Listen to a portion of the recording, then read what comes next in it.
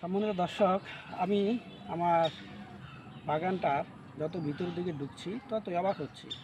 গাছগুলো এত সুন্দর হয়েছে, পেঁপে গাছগুলো, আমার লাগানো পেঁপে গাছগুলো। এই গাছগুলো আমি সময়ের অভাবে নিজে তৈরি করতে পারিনি, তবে চারা কিনে এনে লাগিয়েছিলাম। তবে জাতটা মনে হয় ভালো ভালো, যার জন্য গ্রোথটাও খুব সুন্দর। আমরা আসুন চালেন ভিতরে যাই, দেখি কী কী পাওয়া যায় আমার বাগানে। এখানে দেখেন অলরেডি এই যে একটা পুঁই শাক উঠে গেছে। এই পুঁই শাক হচ্ছে, আপনারা দেখতে পেলেন যে পুঁই শাক দারুণ হয়েছে পুঁই শাকটা। বাহ! এখানে এই যে পেঁপে গাছটা দেখেন,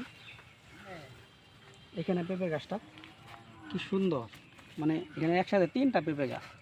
এটা করব কি, যে জাতটা আপনার স্ত্রী গাছ হবে সেটা রেখে আমি পুরুষ গাছগুলো কেটে দিব। 3টা লাগাইছি, সমস্যা নাই, এটা বড় হলে পর। আর এইখানে তো আপনারা দেখতে পেলেন, এখানে অলরেডি এখানে স্ত্রী পেঁপে ধরেছে। আর এই পেঁপে গাছটা ঝাপটিয়ে আছে একটি সিম গাছ, এই সিম গাছটা বাড়ছে। এই দিক দিয়ে আপনার আছে, এই যে দেখেন একটা ধুন্দল গাছ, এটা এই যে ধুন্দল গাছ অলরেডি অনেকটা বড় হয়ে গিয়েছে। এইখানে যা লাগিয়েছিলাম আপনারা দেখতে পেলেন, সব কিছুই আল্লাহর রহমতে ঠিকঠাক আছে। এই পেঁপে গাছটা দেখতে পাচ্ছি, খুব খুব সুন্দর, আমার কাছে খুব ভালো লাগে এই গাছটি ফল ধরছে।